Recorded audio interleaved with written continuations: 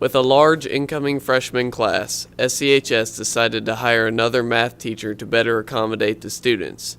After some consideration, the district agreed to hire Diana Medellin, a SCHS alumni. We interviewed her back in April, and she was a great candidate. Started paperwork on USCIS, which is the immigration paperwork to get her work visa, thinking it's just a pretty simple process. It turned out to be more complicated than anyone thought. I have learned that it is not just a file your application and in 2 weeks you get the return. Miss Medellin was not one of the 85,000 people accepted to work in the U.S. To get a better idea of what getting a visa to teach takes, we talked to Preeti Anil, who previously lived in India. The visa, actually mine was done through an agency. Okay, and that agency was the bridge between me and the school district. So they did all our paperwork, for which I had to pay them. While the agency took care of all the paperwork, Preeti still had a lot to take care of. I had to provide all my documentation.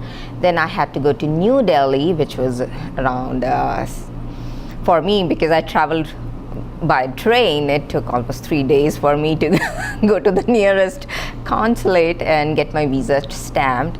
To deal with not having a teacher, adaptations have been made to ensure students still get the education they need. First off, I'm going to give Mrs. Neri and Mrs. Downing props on they jumped in right away.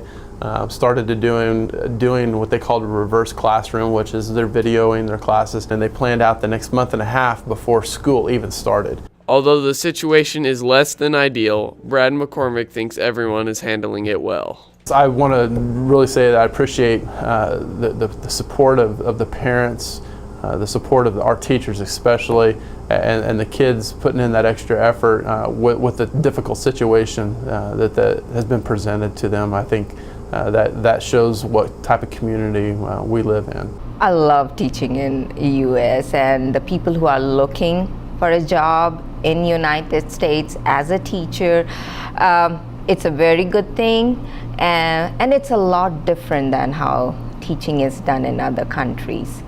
From Scott City High School, this is Connor LeBeau from Beaver Broadcasting Network.